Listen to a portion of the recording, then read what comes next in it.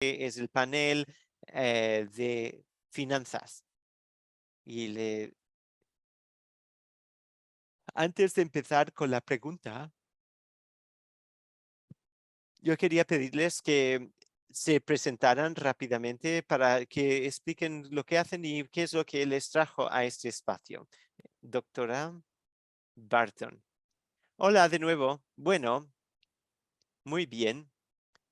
Mi papel es el siguiente. Mira, yo soy civil y militar y ya tengo 18 años de militar y estoy muy feliz de poder brindar información sobre esos recursos y poder apoyar a las víctimas a través de los diferentes procesos y para lidiar con diferentes tipos de abuso y agresión y, eh, por ejemplo, el programa de violencia sexual, entre otros, pero también sido, he visto la situación de todos los lados en estos contextos de abuso y agresión. Y es cierto que el servicio militar tiene bastantes recursos ya incluidos en los paquetes que ofrecen. Yo creo que es importante centrarnos en las relaciones y ver cómo podemos fomentar mejores relaciones con las otras personas. Hay muchos recursos para encontrar los intercesores que puedan ayudarles. Tenemos una línea de información al vivo que puede ayudarles y nosotros ayudamos y trabajamos mucho para ayudar a las personas y a las víctimas y siempre estamos actualizando esta información. Les paso la palabra. Ahora le paso la palabra a Susie. Bueno, muy bien, muchas gracias. Yo me llamo Susie Cowan. Tengo pronombres femeninos y soy de la NCVLI. Llevo unos 15 años trabajando con ellos, a veces de manera parcial, otras veces en tiempo pleno y ahora estoy de nuevo en tiempo completo trabajando en este proyecto. Em,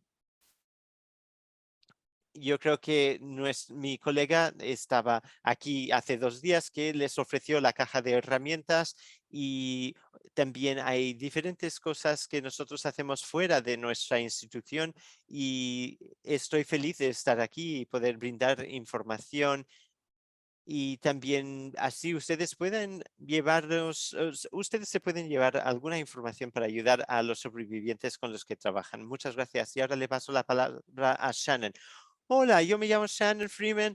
Yo trabajo en este momento como una contratista en el Departamento de Justicia para diferentes sectores del sistema judicial y yo he venido a este panel porque tengo 10 años de experiencia como ombudsman del estado de Virginia trabajando con las cuestiones de compensación. He trabajado como intercesora y con intercesoras. Yo soy civil y doctora Barton, cada vez que yo oigo una explicación sobre la compensación de transición, yo siempre oigo toda esta información, pero nunca cuaja conmigo. Entonces, qué bien que esté usted aquí y que pueda hablar sobre la importancia de los socios y de la asociación, la colaboración que podemos tener, porque así nosotros podemos conectar los recursos con las víctimas y sobre todo darles los recursos a los que ellos están titulados. Entonces, si ustedes ya no tienen una conexión con el programa de compensación de delitos para las víctimas de delitos, si ustedes ya no tienen un contacto en estos centros, quiero que ustedes vayan después de esta presentación a entrar en contacto con estos centros para que ya tengan el contacto establecido antes de que te llegue una víctima, para que no les sea difícil encontrar los recursos. Es mejor ya tenerlo preparado por antemano. Bueno, muchas gracias y qué bien tener a estos especialistas en este panel. Y con esto vamos a pasar a nuestra primera pregunta. ¿Cuáles son las prioridades que los intercesores deben saber para apoyar a los supervivientes de manera financiera? ¿Quién quiere empezar? Bueno, yo puedo empezar. Yo creo que hay varias cosas. Primero, desde nuestra perspectiva, es lo que dijo Shannon, que las asociaciones y la comunicación y la coordinación dentro del sistema y a través de diferentes sistemas es muy importante. Y una prioridad es entender lo suficiente sobre el tipo de recurso financiero para recuperación que está disponible para estas víctimas. Y así podemos tener a gente dentro de la comunidad y las asociaciones donde se puede plantear preguntas y crear nuevas asociaciones y también preguntar aún más preguntas y así se trabaja en conjunto. Y una parte de todo esto es entender cuáles son los recursos existentes. Doctora Barton ya ha mencionado algunos, aún hay más que vamos a compartir aquí, pero entonces pueden entrar en contacto con nuestro instituto para pedir más información.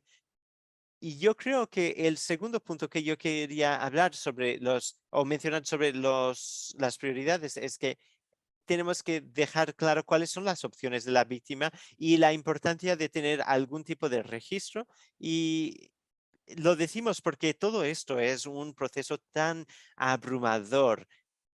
Hay que buscar los recibos, otra información, porque cuando todas las otras cosas están sucediendo, tenemos que pensar, bueno, ¿cómo podemos ayudar a estas personas? ¿Qué es lo que podemos hacer para dar seguimiento a estas personas? Y terceramente, la última prioridad sería esta idea de que las personas tienen miedo de hablar de las cuestiones financieras y hablar de esto en la comunidad a veces es un desafío. Entonces, poder hablar con los supervivientes sobre cuáles son sus necesidades, qué es lo que necesitan para alcanzar su recuperación financiera y hablar de todo esto y dejar claro que cuanto antes se hable de todo esto, más fácil esta conversación puede ser. Bueno, muchas gracias.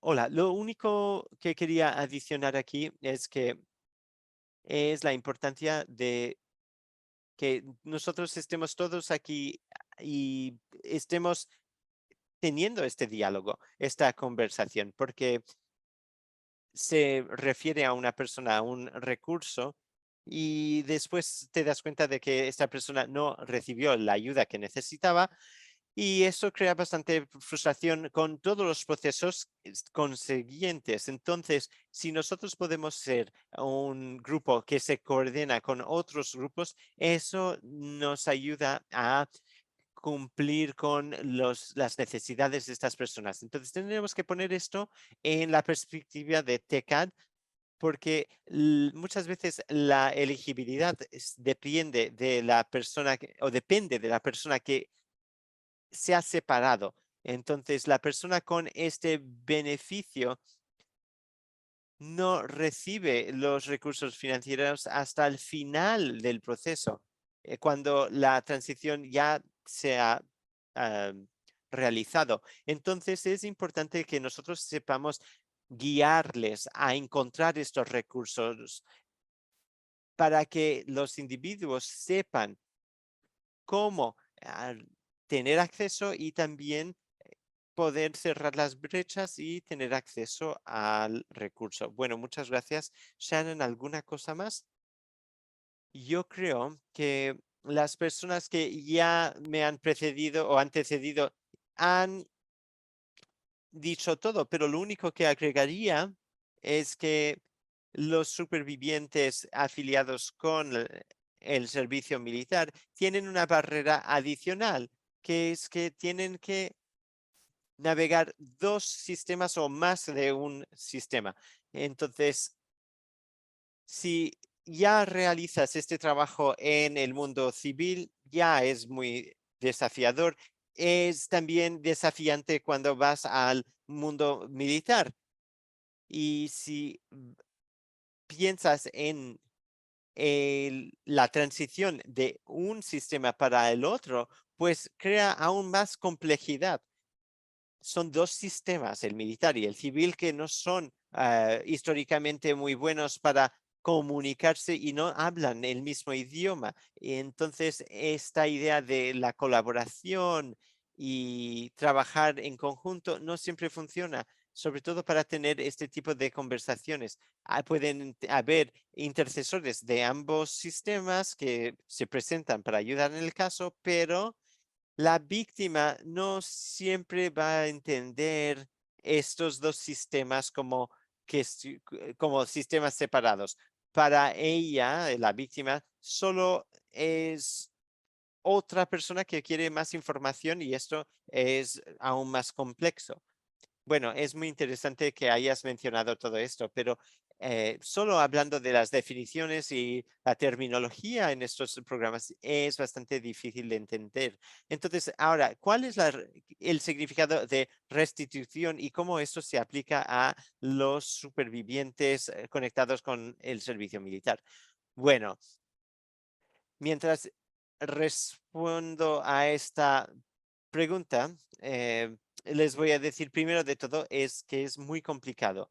Es complejo entre los sistemas. Entonces, la restitución es información ordenada por un tribunal penal para una víctima para los daños y las pérdidas que hayan ocurrido en el transcurso de un proceso. Puede ser la vigilancia o otros tipos de situaciones.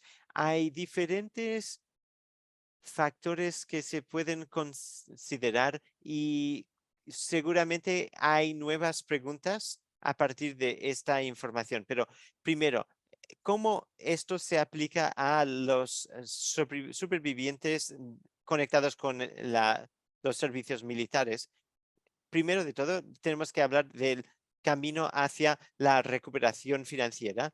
Existe una serie de apoyos para las víctimas en el sistema penal militar y en el sistema penal civil. En el lado civil hay una serie de leyes federales y estatales que tienen que ver con la restitución y el juez o el tribunal puede según la jurisdicción, va a tener diferentes maneras de cumplir con esta restitución. Pero para el lado militar, el sistema es menos directo.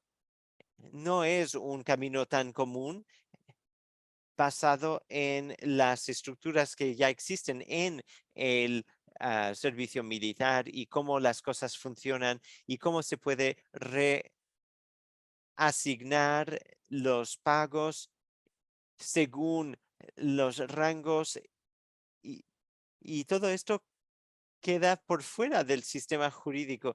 Entonces, esto crea un camino distinto, que es una negociación a través de procesos no judiciales.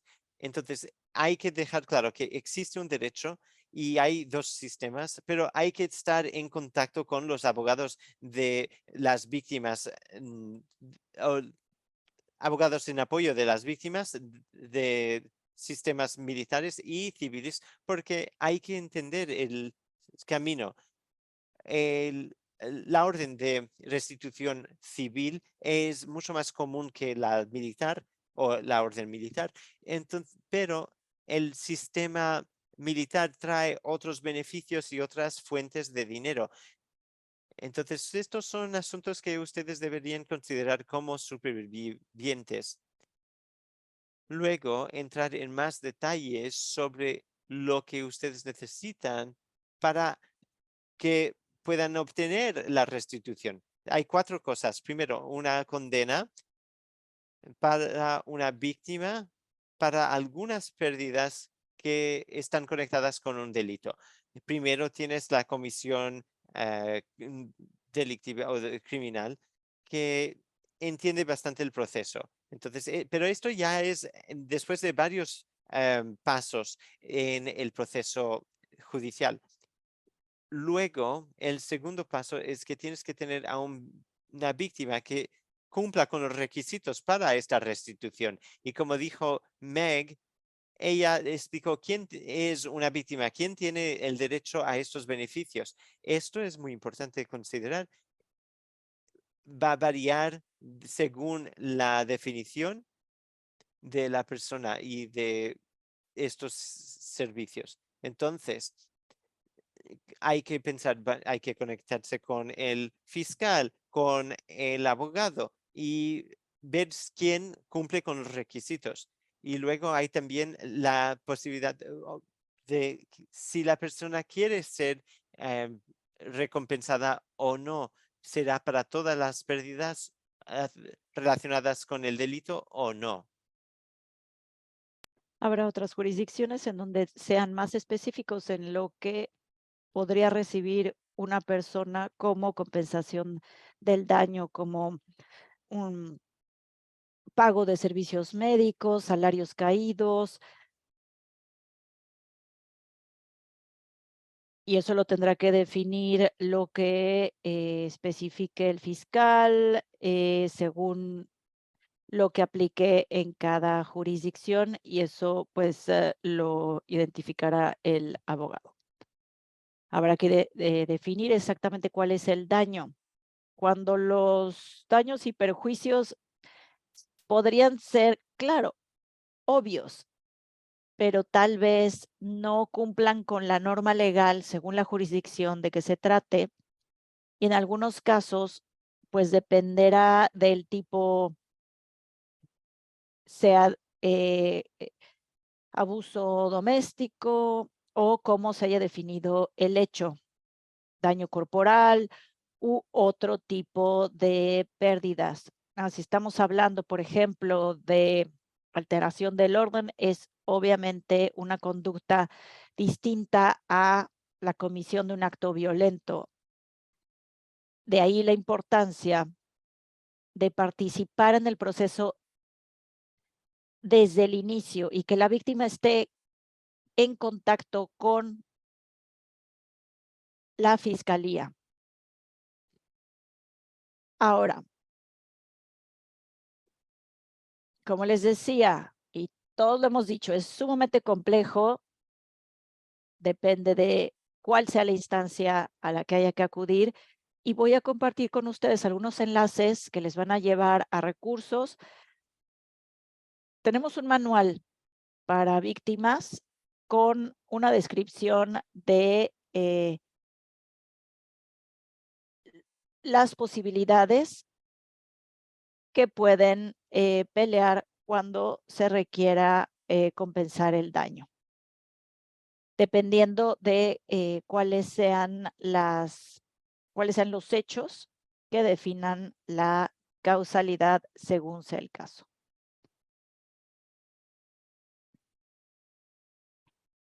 Bien, ahora me encargo de ponerles todas las ligas que querías, por ejemplo, las pérdidas y el vínculo con la causa y la pérdida. Y en dado caso de que haya una condena previa, es decir, todos esos elementos están descritos en el manual. Ahora voy a encontrar la siguiente pregunta y después vamos a continuar con los enlaces. Gracias por la explicación.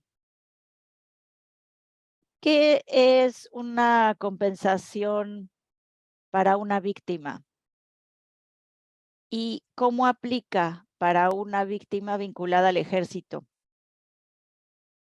En este caso, me toca contestar, ¿qué es una compensación para la víctima?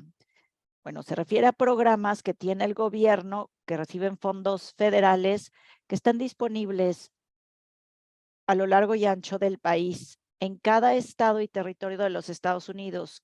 Cada uno tiene un programa de compensación para las víctimas.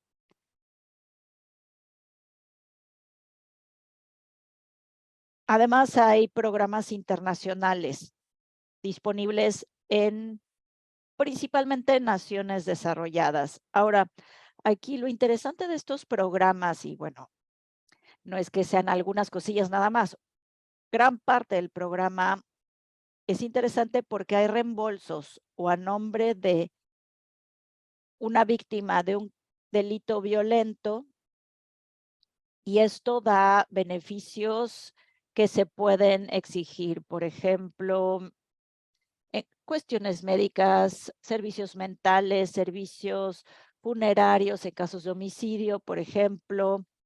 Es muy similar a lo que escuchamos por la compensación del daño. La compensación a las víctimas del delito cubre una categoría específica de personas, porque para ser elegible para este tipo de compensaciones, tendría que ser un delito que se haya denunciado a las autoridades. Ahora, para que aplique este programa, y esto aplica a la mayoría de los estados, se tuvo que haber denunciado a la policía del ejército, por ejemplo. Es equivalente a la policía para los civiles o a la institución que protege a la infancia. Esas denuncias constituyen igualmente una denuncia válida a nivel municipal, pero sabemos que hay víctimas de delitos violentos que nunca denunciaron a las autoridades. Dichas víctimas no dejan de ser menos víctimas por lo que vivieron por no haber denunciado, pero no serían elegibles. Ahora, se tuvo que haber denunciado, ese es un requisito, pero hay otras pautas que indican que se tuvo que denunciar en el momento más idóneo. Y bueno, ahí se aplica en los programas y también es un poco distinto. ¿Por qué? Porque estos programas son financiados por la ley que protege a las víctimas del delito. Boca, seguramente, pues ya saben, porque posiblemente han recibido subvenciones y he visto varios nombres que ya conozco que están aquí presentes y los lineamientos de la ley Boca, pues especifica cómo tienen que implementarse los programas, pero cada uno de estos programas en los estados se implementa ya sea a través de la oficina del gobernador, de la fiscalía o del Consejo de Compensación para los Trabajadores, es decir, según lo que haya decidido la legislatura, pues de ahí vienen los recursos. Así es que cada uno funciona distinto, aunque cada uno lo que haga sea dar recursos a las víctimas de los delitos violentos. Así es que a lo que voy es que cada estado tiene sus matices, así es que, pues, no les voy a poder dar los detalles, sino más bien les voy a dar una descripción muy general. Es por eso que siempre invito a las personas que me escuchen a, pues, acercarse a las organizaciones sobre el tema en su localidad. Ahora, cuando hablamos de la compensación para las víctimas del delito violento, se tuvo que haber denunciado, se tuvo que haber denunciado dentro del límite legal y hay excepciones. Habrá un estado en el que se diga, se tuvo que haber denunciado en 5 días o 72 horas o lo que haya dictado el estado. Y tal vez se pueda comprobar que hubo un buen motivo para no haber denunciado en ese lapso y se acepta. A veces, lo único que se tiene que llenar es un formato. La tecnología no siempre es lo que se usa, entonces seguramente van a tener que ir a pedir el formato, ir a que se protocolice por parte de un notario y cuando se llena ese formato tienen que describir el delito y pues estamos hablando de que hay delitos que también son elegibles, delitos contra la persona, delitos violentos, y en esto entra la violencia doméstica, las agresiones sexuales, el homicidio, incendio provocado, y la lista sigue. pero igualmente varía de estado a estado con respecto a cómo se define en cada estado un delito violento contra la persona. Al llenar esa solicitud y presentarla, es muy importante que cumplan con los plazos que especifique el estado y ese trámite se tiene que hacer donde se cometió el delito. Así es que, bueno, yo estoy en Virginia, en Richmond. La semana que viene, gracias al cielo, pues me voy de vacaciones y me voy a la playa Carolina del Norte. Entonces, ¿qué tal que me pasa algo en Carolina del Norte? Como soy residente de Virginia, tendría que optar por el programa que cubre aquí en donde resido. Y aquí ven el chat que dicen, en Texas se permiten hasta 2 años para denunciar por un delito violento. Claro, a veces es 1 año a partir del día, pueden ser 2 años a partir de la comisión de los hechos y los formatos se pueden solicitar y se pueden justificar, por ejemplo, si alguien no sabía que existía el programa, que se acaban de enterar después de que hubiese pasado el plazo. La mayoría de los programas aceptan ese tipo de razones. Bien, cuando hablamos de programas de compensación a víctimas de delito, no nada más estamos hablando de delitos que hayan ocurrido y que se hayan conocido por un tribunal. Por ejemplo, no nada más podrían ser lugares como territorio federal o reservas naturales y dado a la naturaleza especial de esa clasificación, se podría solicitar la compensación. Ahora, para las víctimas vinculadas con el ejército, el reto está en el hecho de que los programas de compensación a las víctimas del delito es del fuero civil. Por lo tanto, van a requerir información de alguna autoridad que haya hecho la investigación. La policía de la base militar van a requerir información, la denuncia policial y a veces los sistemas como que no se hablan muy bien entre ellos, por así decirlos. Bueno, tengo una capacitación que dura 2 horas, organizada por la Academia para las Víctimas. Por lo tanto, con esto quiero decirles que es una respuesta que se llevaría mucho tiempo, pero se necesita llenar un formato en papel justificado para pedir los beneficios. ¿Y a qué me refiero con beneficios? Por ejemplo, es decir, recibió servicios médicos. Hay que adjuntarlos para que se les pague o se les reembolse por esos gastos que ya desembolsaron. Este programa es el garante en última instancia, es decir, para identificar cuáles son esos gastos en los que se incurrieron. Si tengo seguro médico, por ejemplo, pero tengo un copago que ese sí lo tengo que desembolsar yo, pues ese programa me reembolsaría el copago o pagaría directamente al proveedor, no pagaría el seguro en su totalidad. Ahora, y en la ley federal, entonces sería el garante de última instancia. Podría yo, pues, seguir mencionando infinidad de elementos, pero ¿qué les parece que continuemos? No, bueno, pues no sé si alguien tenga algo más que agregar, si no, continuamos con la siguiente pregunta. Una cosita nada más, es por eso que es importantísimo que los intercesores y el sistema en general se comuniquen entre sí, porque hay infinidad de veces que les puedo decir que hemos pasado por un proceso de compensación y hemos apoyado por parte de nuestro trabajo en el ejército a tramitar, porque a veces son las víctimas solas que tienen que arreglárselas para convencer a la policía militar para que les den los documentos que requieren. Así es que ayuda trabajar de manera conjunta para ayudarles en este camino. Muy bien, muchas gracias. La siguiente pregunta, ¿puede calificar una víctima para la compensación transitoria y reparación del daño? ¿Puedo contestar? Sí, sí, sí, sí, sí, sí y sí. Es que es importante solicitar estas 3 vías. En algunos casos se empalman, sí, pero cada una cubre un elemento diferente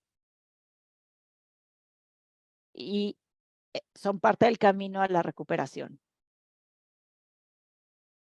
La compensación para los delitos violentos cubre beneficios específicos. Son categorías que están definidas en el código de cada estado. Y aquí, cuando hablamos de la reparación del daño, se vincula qué pide la víctima y qué quiere que se repare por parte de ese programa a partir del delito cometido. Tiene que haber una línea causal clara. La compensación por delitos violentos en la mayoría de los estados pagaría los gastos de mudanza y hay un tope. Serían creo que hasta $2,000 o hasta 1,500, varía según lo que haya definido el estado. Ahora, si alguien hace una solicitud y dice, necesito dinero para alimentar a mi familia, pues la compensación para delitos violentos no tiene esa categoría de víveres. Reembolsamos gastos ya hechos. Podrían ser salarios caídos, por ejemplo. Esa es una categoría que sí vale, pero hay elementos que no entran en nuestro campo de acción. Así es que, pues es muy importante que se haga la solicitud a cada sistema porque hay elementos que sí apliquen en algunas de estas categorías, pero no otras. Muchas gracias. Doctora Barton, agregaría, como bien lo dijeron, el ejemplo de los víveres, ya que son necesidades cotidianas y de esta manera las opciones que hay, ya sea en lo civil o en lo militar, es lo que va a ayudar a las personas a acceder a otros fondos y los factores van a ser muy diversos. Yo creo que ahí es lo que tenemos que hacer al interceder, es hacer equipo e informar al respecto de las posibilidades que ofrece. Y veo una pregunta en el chat, no sé si la contestamos ahorita. Sí, a la pregunta de Eric. Si un delito se cometió en la base, ¿qué se puede hacer para solicitar la compensación por un delito violento si el delito se cometió en una base militar? Todos los programas de compensación hacen un examen administrativo. Cuando llega la solicitud, se va a hacer la revisión, van a identificar qué beneficios se están solicitando y lo más importante, van a solicitar información al respecto del delito, porque van a tener que determinar qué es un delito que entra en su jurisdicción, es decir, delitos contra la persona y hay una diferencia entre contribuciones y cooperación. Son dos definiciones muy importantes en el campo de la compensación. Por ejemplo, decidí irme a tribunales y no gané y pues quiero que me reembolsen los gastos médicos. Bueno, pues es posible que se determine que el comportamiento por parte de la denunciante pues contribuyó a esas lesiones. Se tendrá que definir que en algunas situaciones es una víctima inocente de un delito violento, es decir, se tiene que justificar la causa o si la víctima contribuyó de alguna u otra manera en el delito.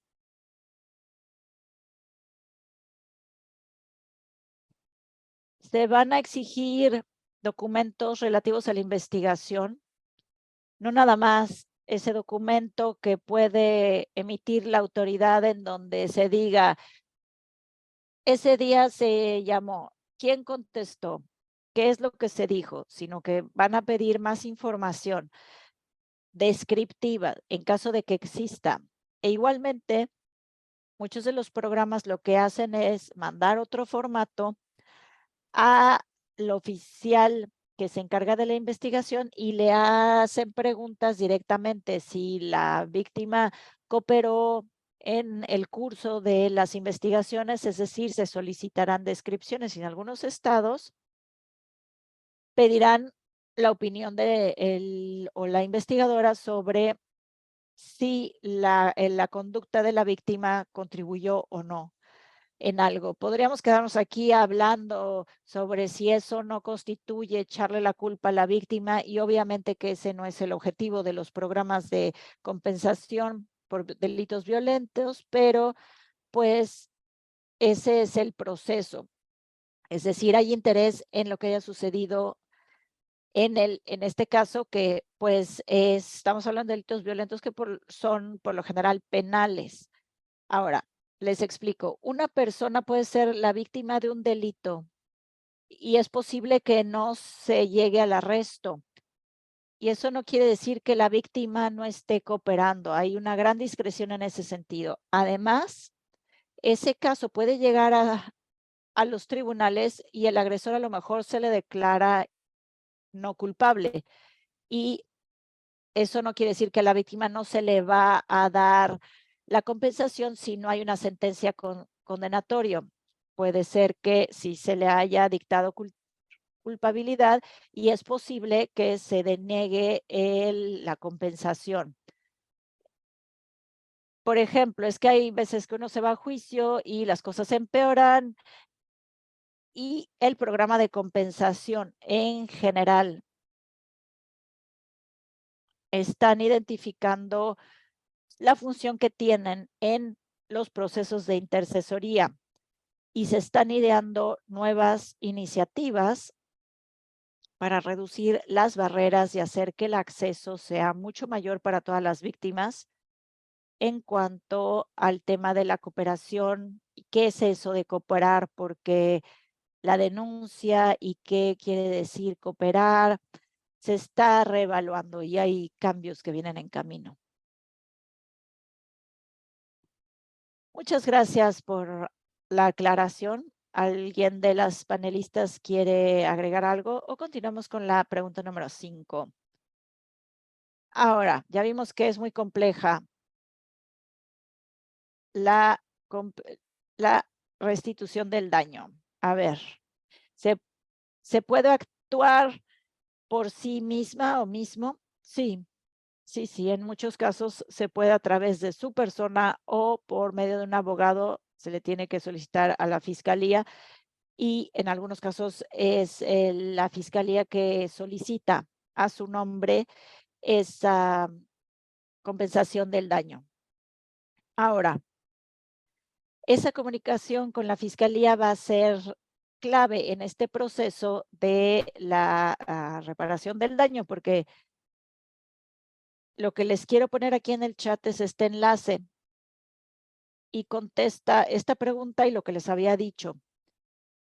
¿Qué se necesita para pedir la reparación del daño? Pues aquí tienen una bitácora modelo para ayudar a las sobrevivientes, a los sobrevivientes a ir reuniendo qué es lo que necesitan para poder tramitar una reparación del daño. Y con esto, pues respondo brevemente a la pregunta número 5. Muy bien, una pregunta más y después escucharemos a Ada. Si una persona declarada culpable no tiene activos, ¿cuál es el propósito de la reparación del daño? Bien, más allá de pues la compensación económica, bueno, se puede emitir la orden y la persona declarada culpable puede heredar, puede recibir una donación o ganarse la lotería. Y si hay una orden, ese dinero será recuperable en su momento si el tribunal tiene la jurisdicción para que la orden se aplique. Puede haber en el corto plazo posibilidades o en el largo plazo. Hay muchos otros aspectos que no son necesariamente financieros que, pues, en algunos casos estamos hablando que la reparación del daño puede ser una declaración hecha en público y esto quiere decir que se hace un reconocimiento público del daño. Cuantificar el daño también dice mucho, pero hay otros elementos que no son necesariamente monetarios y queda constancia con el nombre de la víctima que se hizo algo y de alguna manera, pues están elementos ahí en el radar cuando se tenga que utilizar el sistema para una libertad condicionada. Y hay otros derechos, el derecho a que se reconozca la situación. Y pues al tener ese beneficio se pueden lograr otras cosas. Y además se ayuda a la persona en este proceso. No importa que el agresor no tiene dinero. Podríamos estar hablando de 10 centavos al mes. Es a lo mejor un proceso que se acuerde en que el abogado este mes va a ir a recuperar el cheque y ese simple hecho de que sea un recordatorio constante, aunque no sea en cuantía un monto algo, puede ser de alguna manera simbólico. Hay que ver la situación, específicamente cuando no hay mucho dinero, de dónde obtener esa reparación. Muy bien. ¿Hay alguien más que quiera agregar a esta pregunta? Bien, pues voy a compartir mi pantalla. Vamos a regresar al caso hipotético y tenemos unas cuantas preguntas para nuestras panelistas. Bien, voy a leer a partir de la mitad porque el contenido anterior, pues ya lo hemos leído varias veces. Ahora que Jennifer y el elemento Jones están separados y Jennifer ya no vive en las instalaciones con sus 3 hijos, Jennifer paga por la alimentación y la vivienda de los 4 sin recibir contribuciones financieras de el cónyuge que se ha alejado. Jennifer y los niños reciben terapia psicológica por la conducta del elemento Jones. Jennifer ha pagado la terapia sin ayuda de Jones y tiene citas a futuro. Jennifer tiene familiares en California y en Washington, quienes les han dicho que están dispuestos a ayudarles, pero viajar desde Alaska son carísimos y difíciles. Jennifer considera que se tiene que ir de Alaska por la salud mental y física tanto de ella como de sus hijos.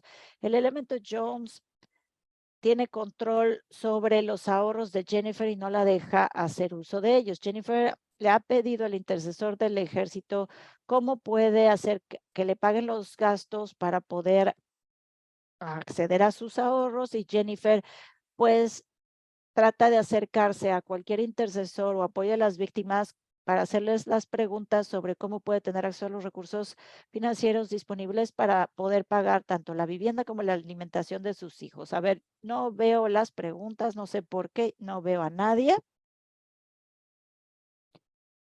Ahora, para una pregunta para las panelistas y alguien más en el chat. Jennifer es elegible para la compensación para delitos violentos en Alaska, en donde se ha iniciado el caso contra el elemento del ejército Jones, pero Jennifer tiene que denunciar a las autoridades civiles. ¿Qué pasa? ¿Cambia su elegibilidad si Jennifer decide denunciar a las autoridades civiles? A ver, ¿qué nos dicen nuestros participantes? ¿O requerimos ayuda de nuestras panelistas?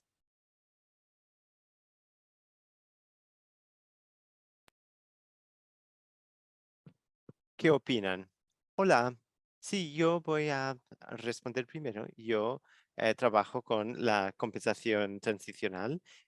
Acerca de este tema, no estamos allí, no hemos conseguido esto en este momento porque no tenemos el caso militar o porque no tenemos acusaciones civiles para realizar una corte marcial. Entonces, con esta transición no hemos conseguido nada, pero lo que sí que podríamos hacer es que podríamos trabajar en conjunto con el mando de los soldados para que esta persona que está todavía trabajando tenga sus recursos desviados a la esposa, ya que esta persona está en el registro como dependiente de esta persona, del militar, y así tiene derecho a estos beneficios.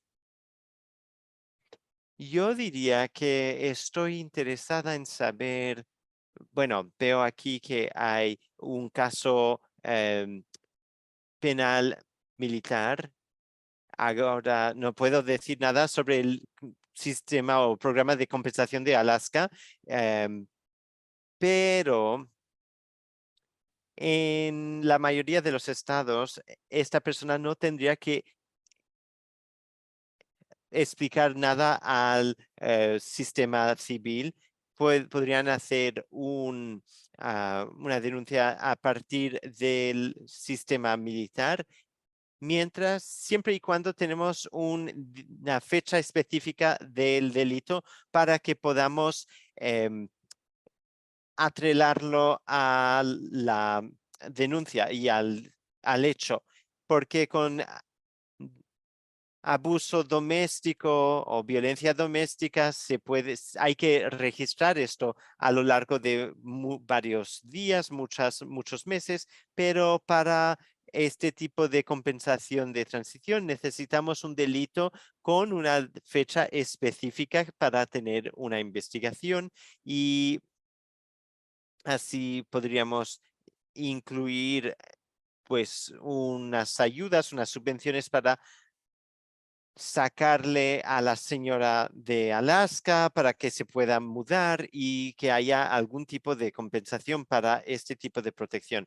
Bueno, ahora pasando para la segunda mitad de 1A, hay un límite sobre un límite máximo para la indemnización que puede recibir Jennifer. En la compensación del delito, sí, hay un máximo que es $30,000. Varía de estado en estado. En Alaska, por ejemplo, es de $40,000. Pero esto no quiere decir que si una víctima solicita las ayudas que tendrá y es elegible, que tendrá un cheque de $40,000. No, todo depende de la la situación, y también esto es el máximo que está disponible para este pedido específico y en conexión con ese delito. Ahora, pasando para esa otra situación, em, si ha habido un tipo de infracción de abuso en este caso, habría un límite basado en cómo se, se establece todo. Mira, todo esto está tabelado. Hay una tabla que explica cuánto cada persona puede recibir, y se sabe que para cada dependiente adicional se adiciona también una subvención. Hay 6 meses de beneficios, y claro que no hay una solución que sea buena para todos, y todo va caso por caso. Pero todo depende del número de dependientes, adultos, menores, etcétera. 1B. ¿Cuál de las preocupaciones económicas de Jennifer podría resolverse con una indemnización para las víctimas de delitos? pues con la compensación de las víctimas de delitos, esto se pagará donde se debe a una persona. Si, por ejemplo, hay una funeraria que está esperando un dinero y no lo recibe, pues el dinero irá para esta persona o para otros gastos que tienen que ser pagados. Entonces, las cuentas se tienen que pagar. Y si alguien paga de su bolsillo, pues también puede recibir el reembolso. Y ahora, pasando para si Jennifer se muda para fuera de Alaska, ¿cómo esto afecta su capacidad para solicitar y recibir la indemnización? Bueno, este proceso es muy lento. Puede tardar de 1 mes a 6 meses para procesar y tramitar la solicitud, y es un proceso burocrático. Muchos pedidos se tramitan más fácilmente cuando hay intercesores que están ayudando a las víctimas a crear el paquete de documentos para registrar y documentar la situación y los gastos y lo que esta persona debe o no. Cuando una víctima se le pide eh, una respuesta, habría la policía que estaría a cargo de crear una serie de recibos con un desglose de todo lo que ha sido cobrado o no, y que todo esto esté relacionado y vinculado al hecho original, es decir, el delito. Y hay otra pregunta en el chat. Entonces, la compensación no va directamente a la víctima, ¿es eso? ¿Puede explicarlo un poco más?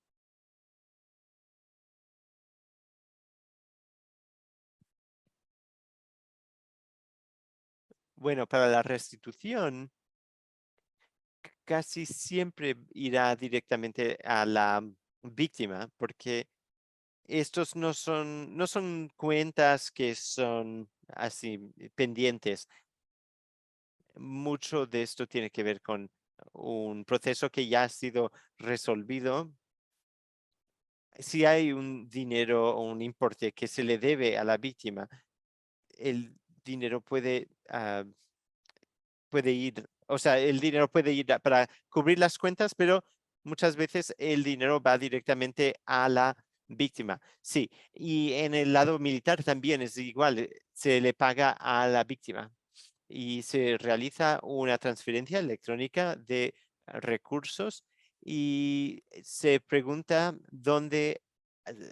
pregunta a la persona dónde les gustaría que el dinero del gobierno vaya a ser depositado. Entonces, lo que se está realizando ahora es pedir la información de la cuenta de la víctima, porque los cheques son muy demorados. Entonces, también se le pide que se actualice siempre las direcciones, pero con esto hay que estar siempre al tanto y actualizar la información. Y para la compensación de víctimas, yo creo que, Shannon, dijiste que se paga a los creadores. Sí, sí, si la víctima ha pagado de su propio bolsillo, pues entonces sí, se le reembolsa, pero a la víctima. Pero si la víctima también ha perdido, pues digamos, salario debido al delito, pues también será elegible para recibir este dinero directamente a la víctima. Las prescripciones o sea, las recetas de medicamento, cualquier cosa que ellos han pagado y han documentado con recibo, pues van a recibir el reembolso. Y tenemos otras preguntas en el QIA. Estos mismos recursos pueden ser utilizados para los programas de ROTC y para acabar o sea, sanar las deudas. Acerca de la compensación tradicional, no. Al no ser que esta persona participando en el ROTC es dependiente de un miembro de las Fuerzas Armadas activo en este momento.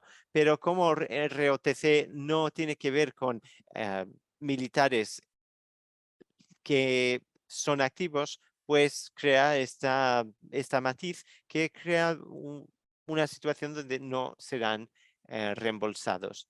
Entonces, con esto, en este momento, en ROTC, al no ser que esta persona esté casada o casado con un miembro activo o miembro de las Fuerzas Armadas en activo, pues entonces no sería elegible.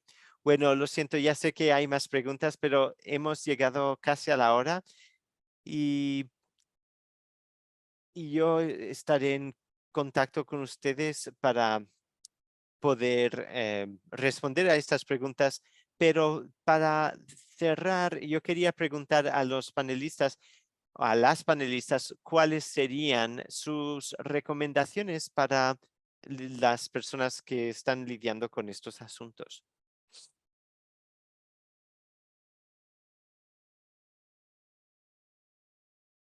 Creo que sería volver a esta idea inicial, que hay que pensar en todo esto con antecedencia. Hay que considerar todos estos factores antes de que les llegue una víctima. ¿Cuáles serían las órdenes de restitución? ¿Con quién tienes que tener un contacto? Y cómo lidiar con estos contactos dentro de tu espacio, porque es importante que ustedes ya tengan la información y tener esta información dispuesta y una lista de dónde pueden ir a buscar más información. Es fantástico que todos ustedes estén aquí escuchando para entender más sobre estos temas tan diversos y juntar tanta información, porque sabemos que hay muchas cosas que pueden funcionar mejor en asociación y en colaboración para ayudar a las víctimas. Lo que yo diría es que los programas de compensación, eh, muchos de ellos tienen formación bastante robusta. Estas personas quieren explicarles cómo se trabaja, porque cuando ustedes saben cómo funcionan estas agencias, pues todo funciona mejor y las víctimas llegan con más información sobre lo que pueden esperar de este proceso. Entonces, por favor, entren en contacto con el programa de compensación que sirve su jurisdicción, estado o territorio. Entra en contacto con ellos, vayan a las formaciones